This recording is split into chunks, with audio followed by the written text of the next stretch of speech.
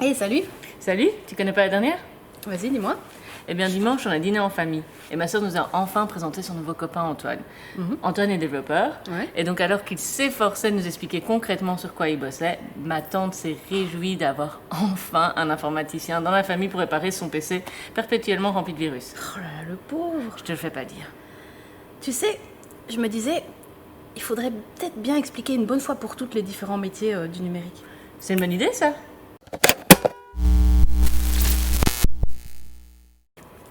Bonjour à tous.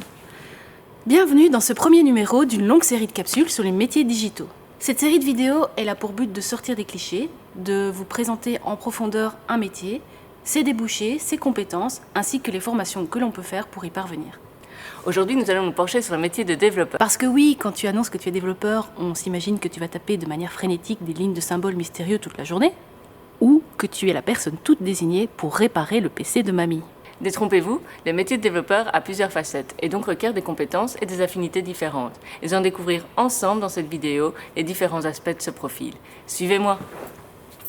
Le développeur ou le programmeur, c'est le codeur par excellence. C'est le cliché à l'état pur de l'informaticien. Mais ce que l'on sait moins, c'est qu'il existe plusieurs catégories de développeurs. Tout d'abord, il existe le développeur web. Le développeur web, il développe des applications avec un langage de programmation qui est propre au web. Dans cette même catégorie, il existe deux types de développeurs. Tout d'abord, le développeur front-end, qui va développer la partie visible d'un site web. Par exemple, quand vous tapez www.digitalcity.brussels, vous tombez sur le front-end d'un site web. Et puis, logiquement, il y a le back-end développeur qui développe la partie invisible du site web, le CMS ou le Content Management System, ou encore la partie d'administration d'un site web. Ensuite, il y a le développeur mobile, qui lui va développer des applications pour votre smartphone avec un langage de programmation qui est propre à ce domaine. Enfin, le développeur logiciel ou le développeur software va développer des applications que l'on peut télécharger sur son ordinateur. Bien sûr, chacun de ces développeurs ont des compétences bien spécifiques en fonction de son domaine d'application. Pourtant, il existe le développeur full stack qui est un profil bien particulier qui maîtrise plusieurs types de langages de programmation. Celui-là, c'est un Pokémon rare, ne le laissez pas filer de votre Pokéball. Le développeur peut également gérer des équipes dans certains cas. Il porte alors le titre de chef de projet. En tant que chef de projet, il coordonne les contacts avec le client et traduit les besoins de ce client à ses collègues.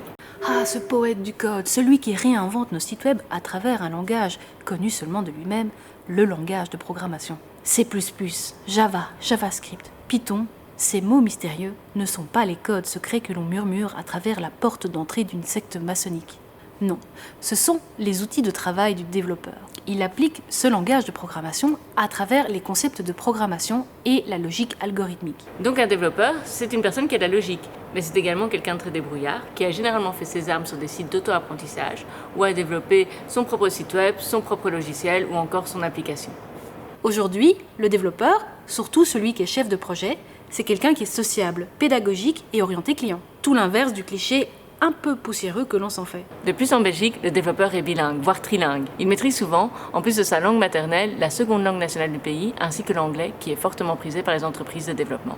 D'ailleurs, il est attendu des développeurs qui connaissent au moins l'anglais technique, car tous les codes informatiques et leur documentation sont développés en anglais. Jusqu'à aujourd'hui, le métier de développeur est considéré comme un métier en pénurie dans toutes les régions de la Belgique. Les pôles emploi des différentes régions de la Belgique, Actiris pour Bruxelles, le Forum pour la Wallonie et le VDAB pour la Flandre, analyse tous les ans l'évolution du marché de l'emploi pour dresser cette fameuse liste de métiers en pénurie. Et ainsi favoriser la formation et la réorientation vers ces métiers.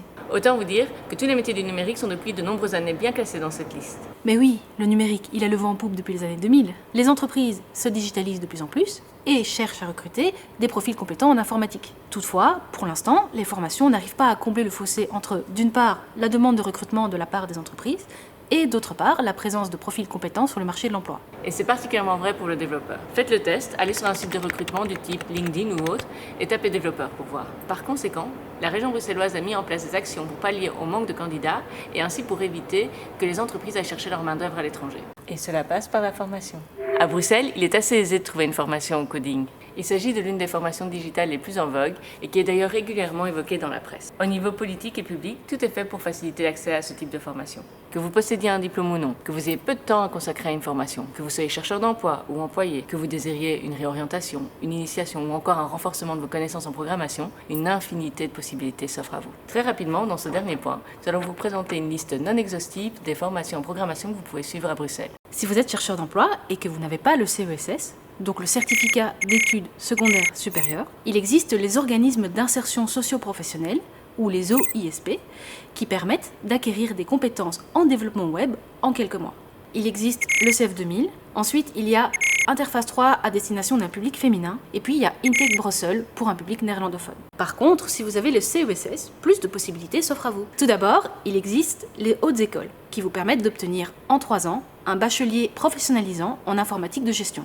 À Bruxelles, on parle notamment de l'ESI, de l'HELB et la Haute École Léonard de Vinci. De plus, si vous ne pouvez pas vous permettre de consacrer toutes vos journées à l'informatique, il existe des centres de promotion sociale qui vous permettent d'obtenir, à l'instar des hautes écoles, un bachelier en informatique de gestion en passant par des cours du soir ou par un horaire adapté. Il est notamment question de l'ICC, l'IEPSCF-UC ainsi que le PFC. De plus, le PFC propose une formation en développement d'applications mobiles sous Android. Pour un format de formation plus court, adressez-vous à Digital City qui a parmi ses missions l'organisation de formations en informatique de courte durée. Pour info, la création du catalogue de formation 2021 est en cours. Nous vous tiendrons informés du lancement de ces formations sur nos réseaux. À côté de cela, il existe les écoles de coding qui proposent une formule pédagogique différente axée sur la participation. Avec ces écoles, pas de cours ex cathedra, mais beaucoup de pratique et de débrouillardise. En général, ces formations durent entre quelques semaines et 6 mois et sont très intenses. Elles sont majoritairement destinées à un public en recherche d'une nouvelle voie professionnelle. Les plus connues à Bruxelles sont Bicode, École 19 et Molengeek, qui sont accessibles gratuitement pour les chercheurs d'emploi. Mais il existe d'autres écoles payantes cette fois-ci qui ont également une bonne réputation, comme par exemple Wagon, la White Code School ou encore la Coding Academy d'Epitech. Et puis n'oublions pas l'auto-formation. Nous voyons se développer sur le web de très nombreuses plateformes d'e-learning du type MOOC, jeux d'apprentissage et autres sites web innovants. Pour citer quelques exemples, vous avez notamment des cours à distance donnés par W3 Schools, Open Classroom ou encore Coursera. Et vous avez également des jeux en ligne tels que Code Combat, Liquo et Blocky Game. Nous voilà enfin arrivés à la fin de cette première vidéo. Si vous avez des questions ou que vous avez aimé cette vidéo, n'hésitez pas à nous le faire savoir en commentaire. Et n'oubliez pas de vous abonner à la chaîne YouTube de Digital City, ainsi vous ne raterez aucune de nos vidéos.